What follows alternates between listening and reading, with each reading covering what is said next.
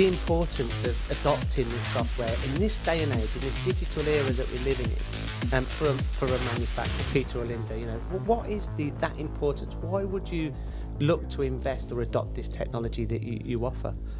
I think in the modern day and age, the importance of QAD for manufacturing businesses is to address the risks around disruption, and things change rapidly, and they keep on changing. And for a manufacturer to survive and to grow, you have to be adaptable. And do you think this is a changing environment that means the people or manufacturers who've been doing the same things for 20 years, 30 years, do you think they can continue doing that and stay competitive? In all honesty, no. I think we have a thing in QAD where we say it's not the big fish that survive by eating the small fish anymore. It's the fast fish that eat the small fish. And that's really a reflection of the rapidness of change. And over the last few years, people have seen things like avian flu and COVID and wars and different things come and go. And things just change so rapidly, and there are so many technological changes that people have got to keep up to date. They can't keep doing what they did 20 years ago. And let's try and ground it, and let's describe, I think, if you could please, Peter, what you would say kind of the traditional management of a workshop would be. If someone who's grown from a 2-person workshop 20 years ago and they've not changed their practices over years and years of growth, what would they be doing that you think could be definitely improved? So typically manufacturers that started 20 years ago and haven't, they may have grown, but not that much. They would probably be managing through spreadsheets and through people's knowledge, tribal knowledge, and that's great, but it has inherent risks in it, in that as people move on, either naturally because they retire or because they move to a new position, it's not easy to transfer those skills and the knowledge, particularly around the business, when you're just using spreadsheets and things like that. You need something that actually systemises everything, puts processes down in a formal way, and helps that knowledge transfer and so on be done. So it's such an important thing, I think, is the formalising of the process. I'm glad you mentioned that, actually. It reminds me of, I worked for a tech startup for a year, and I was the first employee, and it was just me, the CEO and the CTO. And they were kind of saying to me, their day-to-day now, as they started to grow and take on more people, they had to realise they had to kind of formalise what their sales process was that they learnt over a kind of year, 2-year organic period, set it down on a piece of paper and give it to someone else, and then they could give that job away, basically. And they kind of put themselves out of a job in sales, put themselves out of a job in terms of assembly, and then by standardising those processes, you can actually make it so that anyone could do that job, moving in even from 2 weeks in the job. And I think that's a really important point, that some manufacturers could maybe pinpoint that as a place where they could start reducing the burden on the MDs, on the top level managing executives, to try and processize and standardize those little things and give those to other people who could do those jobs themselves. Absolutely, couldn't agree more. It's important for businesses as they grow to realise that roles change as well, and the volume of work that people have to do changes. So if you can put it into a system that is then transferable to other people, you also stop people having to go and look for information. The information comes to you. You can manage by exception, and then you can concentrate on actually running the business instead of trying to find data to run the business. From a productivity perspective and from an onboarding perspective, an end-to-end solution perspective, Linda, can you talk us through how that would look like? Yeah, so in relation to the implementation and things like that, yeah. So I think from our side, we have worked with so many companies, hundreds and hundreds of manufacturing companies, and I think you were going in and we were working with the companies. They had white sheets all up on the wall where they mapped out every single process, and that can take weeks. And we know that's why these projects sometimes can be a bit daunting, because people think, we have to go through all of this and all that. So from our side of things, we wanted to take a step back and go, we've done this with hundreds of companies who are in the same industry. They're all manufacturing, doing things in the same way. So let's map that. Let's put that into the system, put it into the solution, but also into the implementation plan. So it's all almost pre-written. It's templated for these companies. And And we kind of just took about 20 years experience working with these companies and brought that into our process, so that at least everybody isn't kind of starting from scratch and trying to, write it out from day one. They've got somewhere to start. And then if they do need to make changes, then it's an easy thing to do then. And would you say that's kind of a major benefit for choosing a company that understands manufacturing so well? Because otherwise, I mean, ERP, there's a lot of ERP software out there. And I guess if I'm going off on a bat here, they can all do invoicing, sales orders, work orders, even maybe a little bit of scheduling, stock levels, because these are common across the board, whether you're an Amazon warehouse or a subcon shop. You still need to handle all those things. Do you think those extras are what really make QAD special? Absolutely. Like, I think from any, as you said, any solution can print an invoice or do this or that, and they can have a pretty screen, whatever that looks like. But I think from a business point of view, this is a business critical system. This is what's running your day-to-day business. This is what's going to make your business grow. This is what's going to give you profit. So if you want to really look at those elements, then it has to be about, we need to work with a company who understands manufacturing and who's going to bring in the right people like Peter, who've got the experience and can talk to their people on the same level, understand how they can make improvements and really help their business grow because they've done it before. Just to add on to that as well, Linda, we've also got our embedded process maps where we understand industry verticals. So life sciences and automotive, we've got pre-packaged configurations. The software's the same at the base level, but it's configured specifically for the industry vertical that we're working with. And in there, we have things like the regulatory requirements for ISO 13485 or IATF 16949.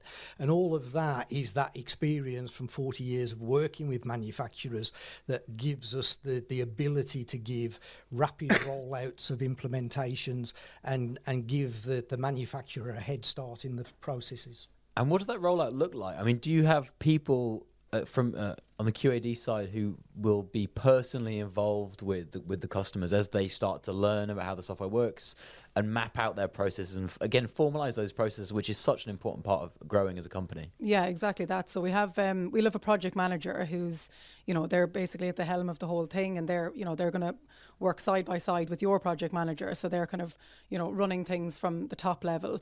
But then we also have all of our specialist consultants. So we'll have a manufacturing consultant for the implementation, a finance consultant for the implementation, someone who's dealing with the operations and things like that. So somebody who's there to go through each element of the business and again has been doing this for 20 plus years and completely understands their business. I love it. So we've got Peter. Are you the manufacturing consultant in this case, Peter?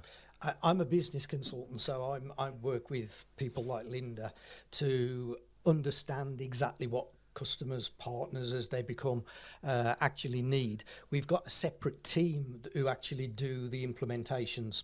So one of the unique things about QAD is that we actually write the software, so we own it.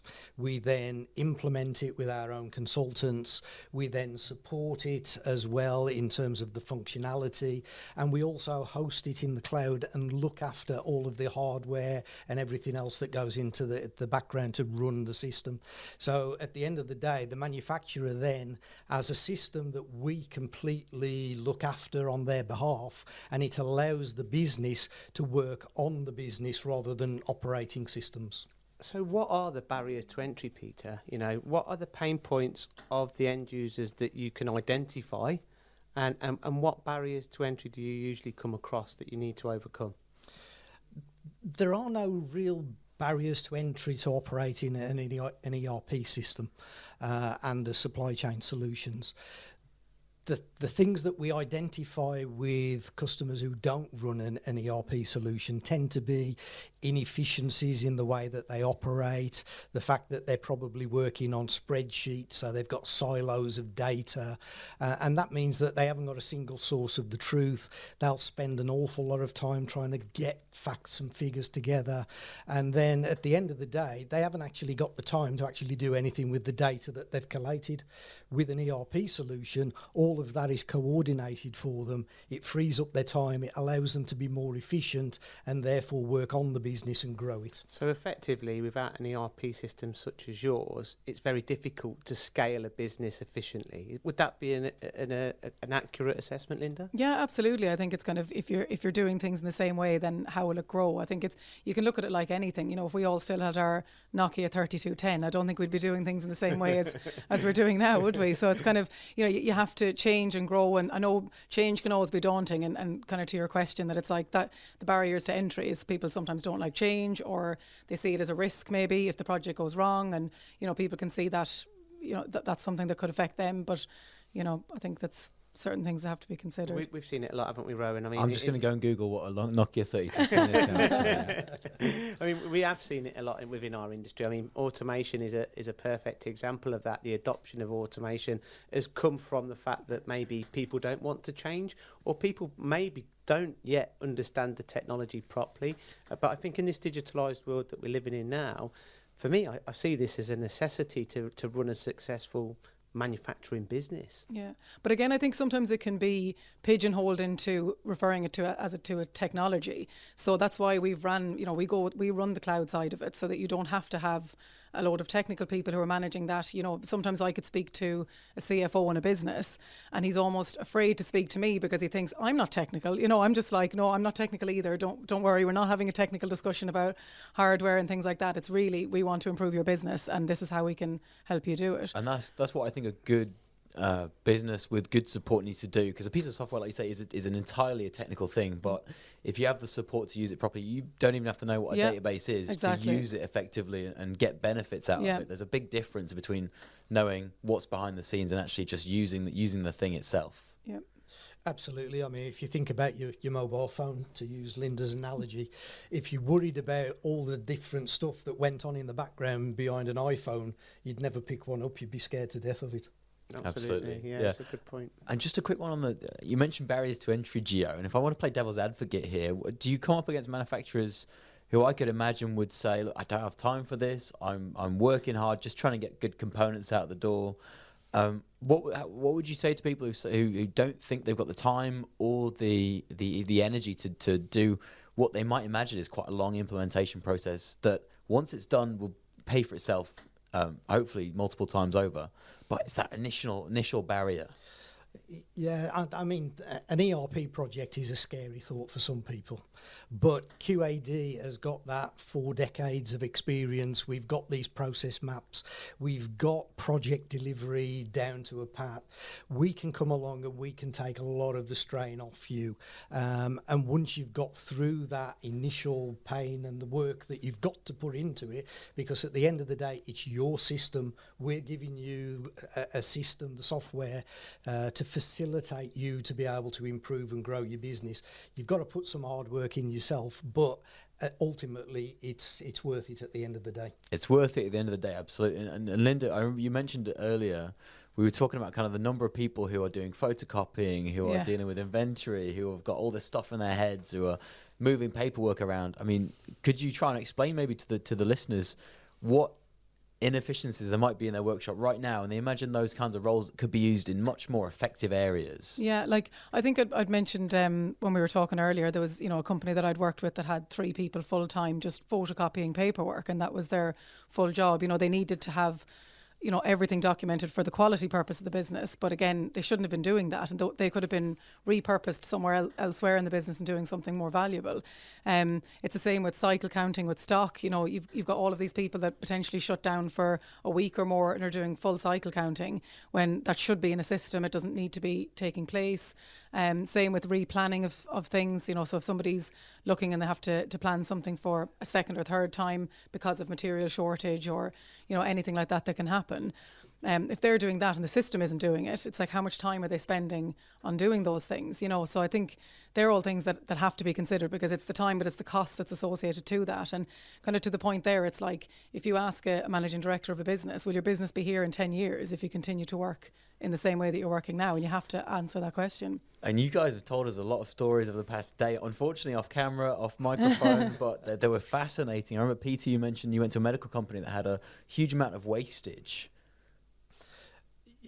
Yeah, we often get involved in conversations at a general business level, and I was talking to a financial controller in a medical device company, and I just brought up what are your excess and obsolete inventory levels like, and he said to me, yeah, it's probably 1 to 2 million every year.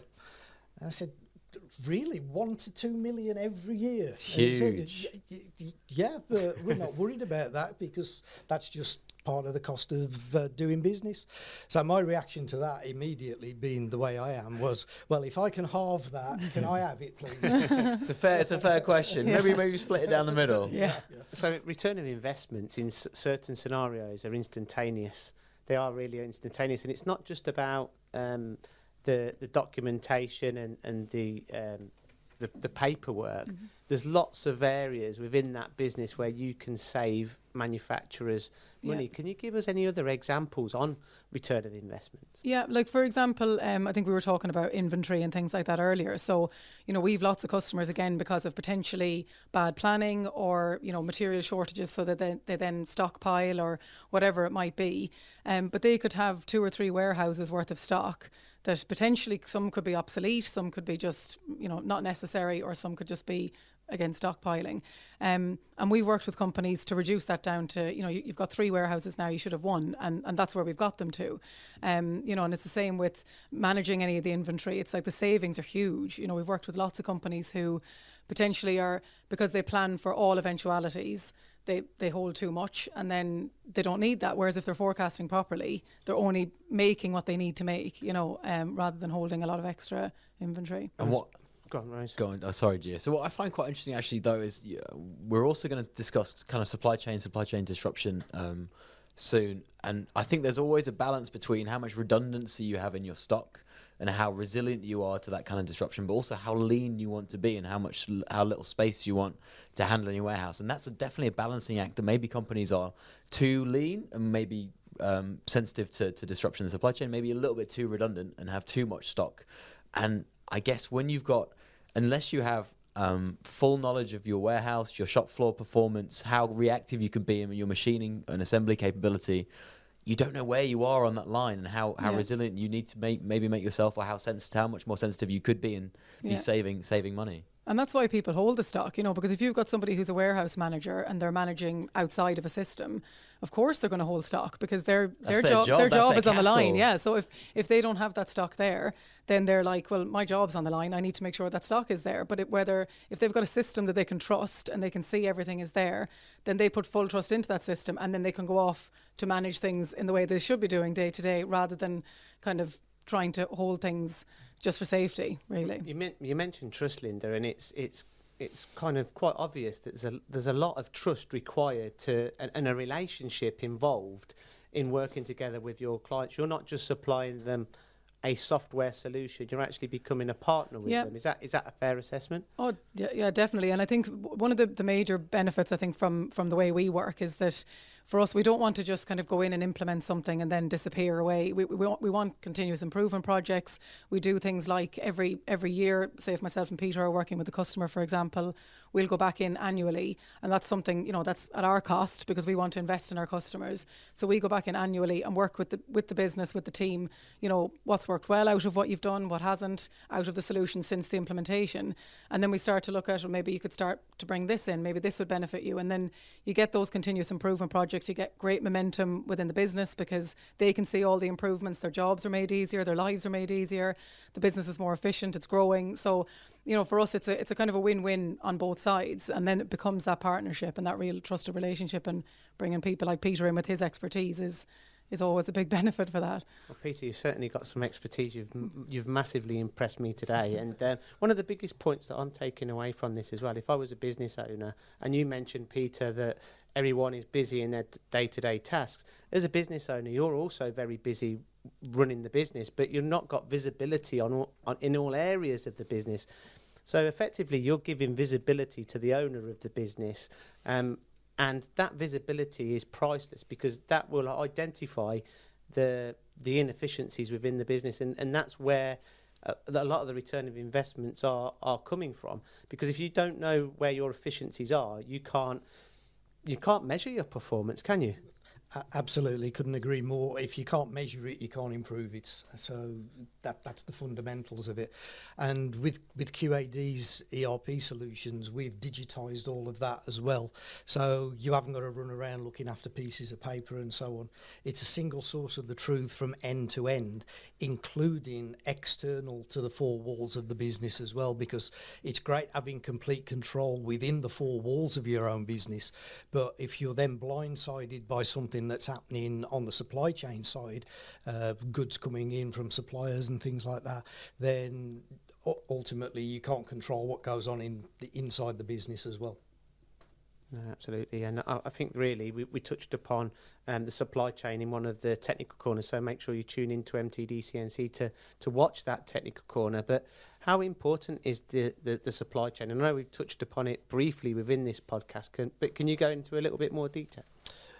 Yeah, I mean, the supply chain is end-to-end with any manufacturing business. So it starts off with the customer and their demand and bringing that demand into the business and understanding what it is. So you need a solution that brings together all of the demand, allows you to start forecasting properly. Because if you can't forecast what you're going to need in the future, that means you can't tell your suppliers what you need in the future, and therefore you get caught out because you haven't got the materials available. So that's one end of the supply chain. The other end of the supply chain that people think of more usually is the suppliers into the business, so raw materials, components and that sort of thing. So if you can give them a good heads up and forecast what you need in an accurate way, it gives them the biggest chance to be successful and provide you with the materials that you need on time, in full, and all the rest of it.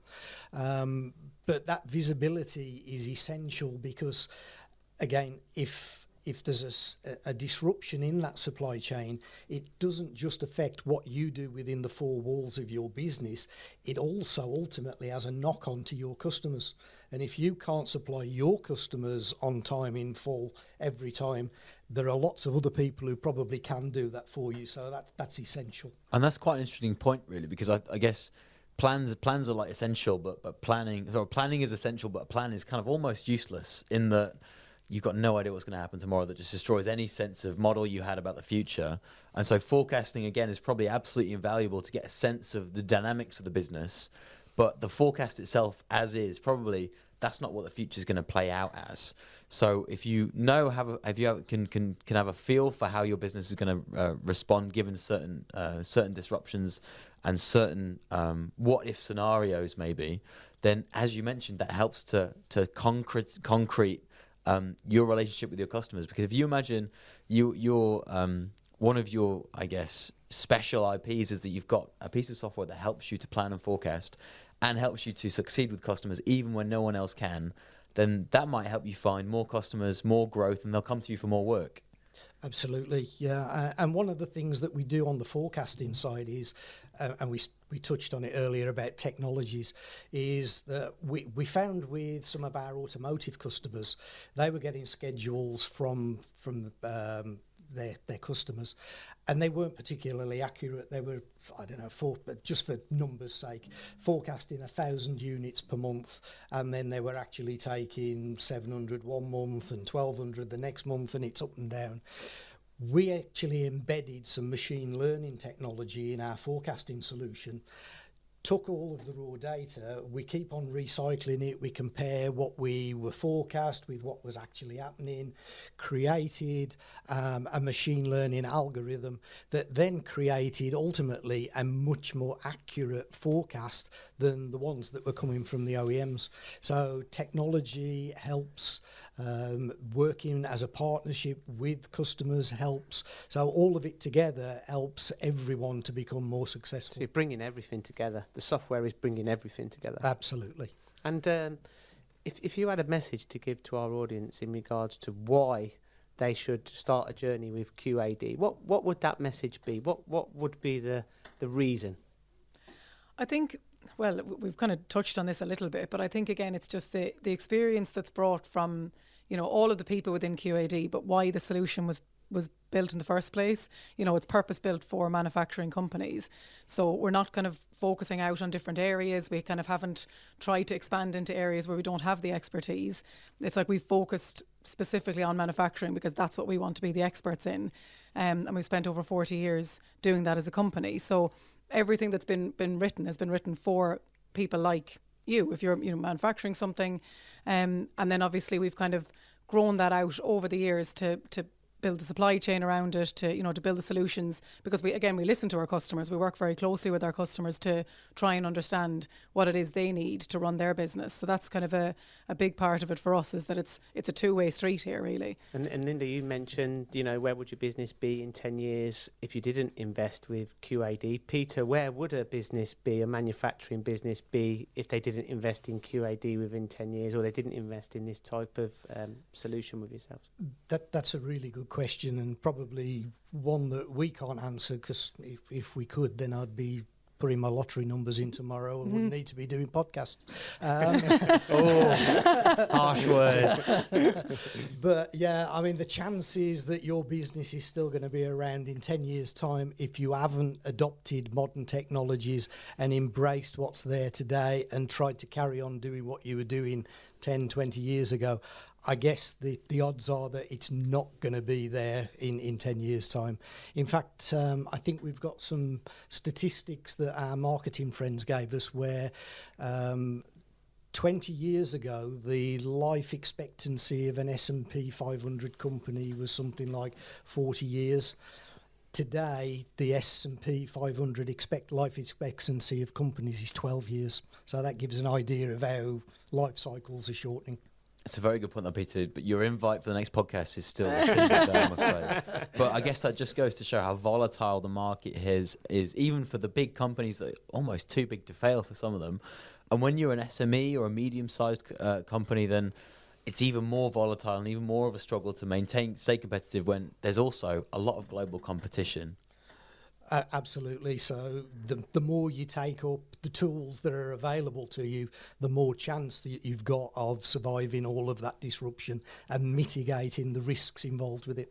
Brilliant. And Linda, we've got to wrap up this podcast now, unfortunately. It's been so educational. But any last thoughts? I think for me, it's just kind of like start the conversations earlier with people like us, basically. And I'm not saying, it's not QAD in general. It's kind of, I know people who talk to lots of different people about different areas of the business that they've got issues with. But if you're looking at ERP, supply chain, bring us in early. I think that's the thing. People can kind of go round in circles. Again, I talked about the maps on the wall and things like that, and trying to do something that it's kind of our expertise rather than theirs. They're the manufacturers, and that's their role, and that's where they should really be spending their time. So bring people in, talk to us, be very open, because that partnership is so important. And we're there. We want to try and improve the business. We want to help the business grow. So I think just bring us in early, I think, is the key message from us. Thank you, Linda. Gio, I'd like to say thank you to MTD for inviting us here today. But you made a statement right at the start of the podcast about you're passionate about manufacturing. I think that's the heart of QAD, is that we are really, really passionate about manufacturing. We care about retail and things like that, but we don't want to get involved in it. In reality, manufacturing's where the cool people live.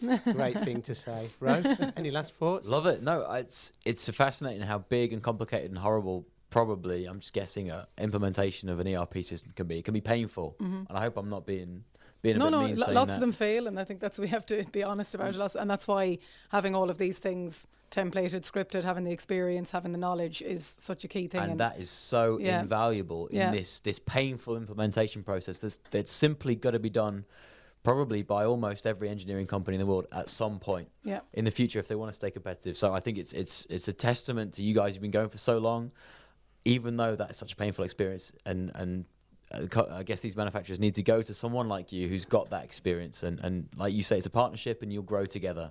It's not a nicety, it's a necessity, in my opinion. Yeah. Going back to your point, Peter, and I've got to finish this podcast, unfortunately, but going back to your point about where a company would be in 10 years, we don't know that answer 100%, but going back to your point, Linda, if you don't change, you stay the same. Yep. You're not going to move forward, and other people are going to be moving forward and catch you up, so you're not going to be successful or competitive. And the Japanese say, if you're going to plant a tree, The best time to plant it was 20 years ago. The second best time to plant it is today. So I'll leave you on that thought. Thank you very much for listening to the MTD podcast. If you've got any questions, please don't hesitate to share, comment on YouTube, and we'll get back to you.